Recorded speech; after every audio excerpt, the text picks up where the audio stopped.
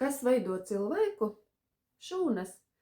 No šūnām veidojas audi, no audiem orgāni, no orgāniem orgānu sistēmas, un tad esam mēs, mūsu organisms.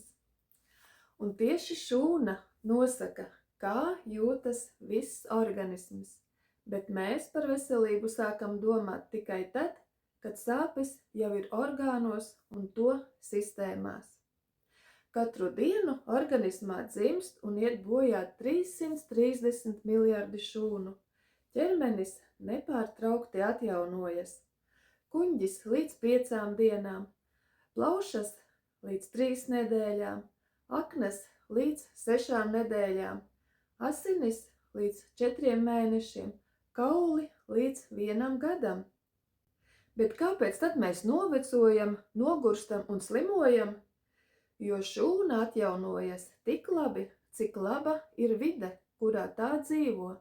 Ne katra jaunā šūna ir stiprāka par iepriekšējo, ja organismā ir minerālvielu trūkums, toksīni, sēnītes, baktērijas, parazīti, stress, miega trūkums, nepilnvērtīgs uzturs, tad šūnas atjaunojās vājas, nevis veselas. Iedomājies akvāriju. Šūnas ir zivis. Iekšējā vide, kas ir asinis, limfa un starpšūnu šķidrums, ir ūdens. Ja ūdens ir tīrs un bagātīgs, zivtiņas ir dzīvelīgas un veselas. Ja ūdenis ir piesārņots, zivtiņas sāk slimot un pat nomirst.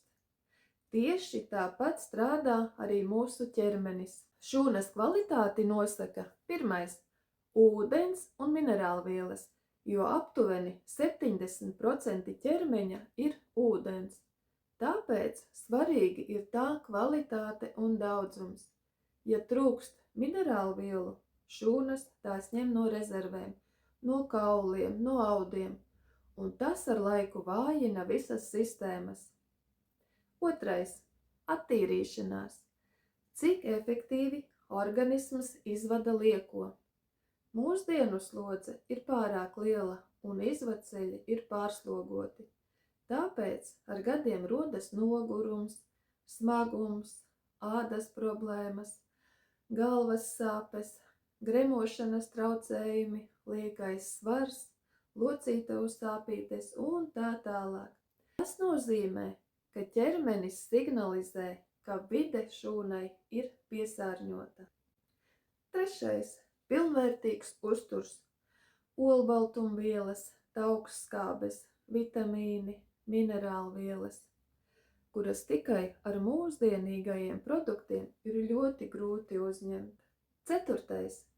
aizsardzība. Miegs, elpošana, kustības, nervu mieriņš. Iesaku 5 vienkāršus soļus tev.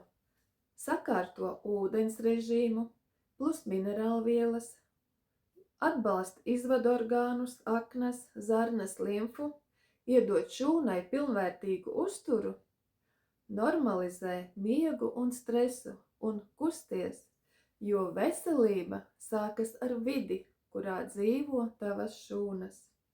Secība, kas vienmēr strādā, ir vesela šūna, veseli audi, veseli orgāni, stabilas sistēmas un veselīgs organisms.